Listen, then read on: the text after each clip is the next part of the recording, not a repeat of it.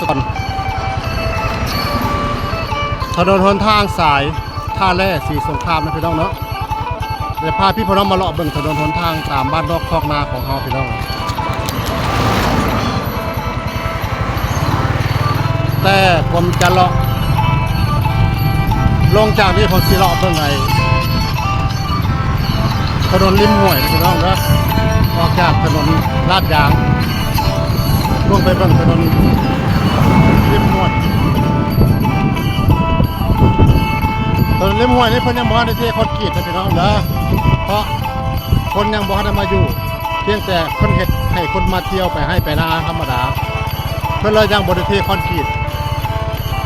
เพราะคนยังไม่เข้ามาอยู่นะ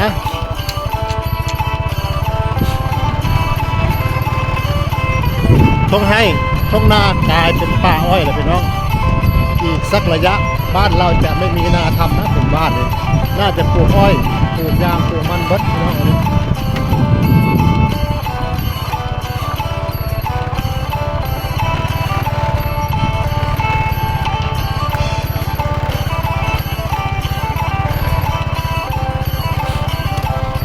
โอ้น้ำที่ยังเหลือพี่น้องนี่พันบดสุดแสบป่าอ้อยพันบดพี่น้องเลยถ้าสุดแสบป่าอ้อยบดนี่เศร้าให้เศร้านาเศร้าสวน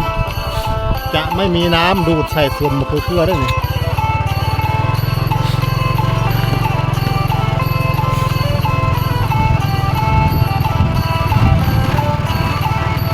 ถ้ารอเบิ้งพี่น้องเขาสิเจออย่างพี่น้องว่าเราจะเจออะไร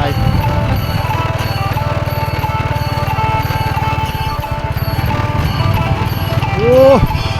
ไถนาควันควบพี่น้องคนนั้นบ่ตกพี่น้องอีกคนนึงบ่ได้วาดเข้าแต่ว่าคนไถนากับไถครบล่ะคนยังไม่ได้หวานข้าวโอ้ยายมนนี่เก็บมาเครือเบิดละโอ้ยายมนนี่โอ้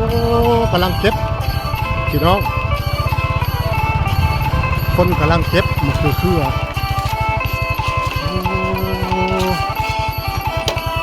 ยายมนบ่ได้จ้างคนเก็บบ่ยายมน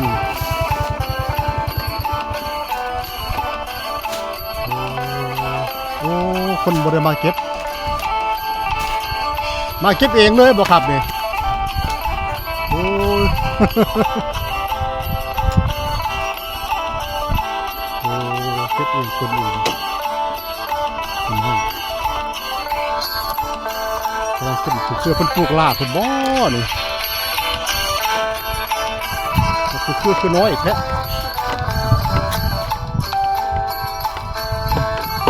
คือน้อยขนาดคือขาดน้ำยายมนทา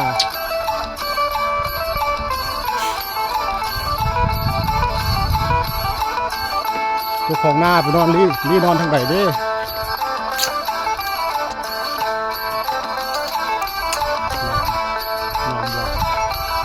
โมมีบ้องน้ำดูดใส่พี่น้องน้ำบดมันคือเครือเซ็ต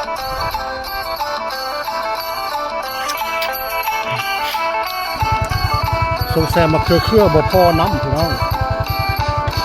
เลยบ่ใหญ่โอ้พวกเจ้าเดียวนี่รออยู่นี่น้ำมีอยู่นี่เด้สาน้ำโอ้เขาบริดูดน้ำใสย่าเลยปลูกลาโพด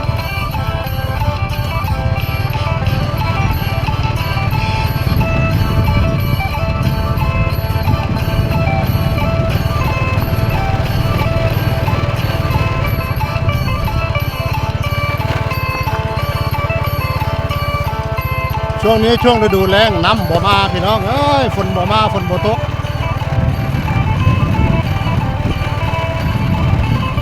ช่วงนี้ฝนไม่ตกคุณป้า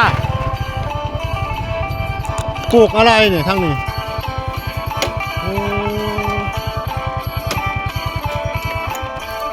ไม่ได้ปลูกอะไรน้ำจากแห้งแล้วป้าเนาะ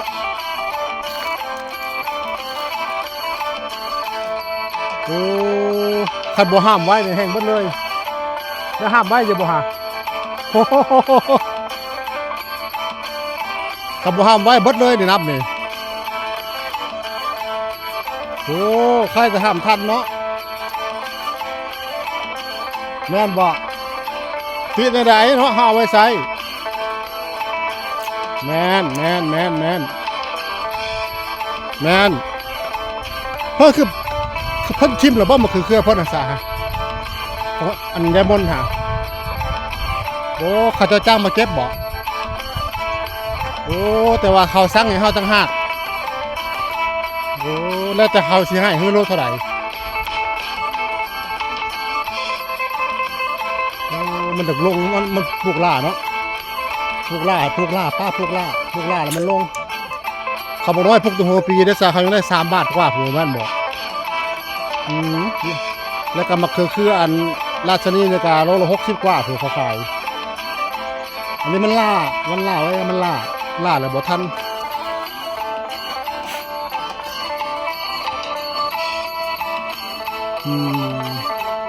มี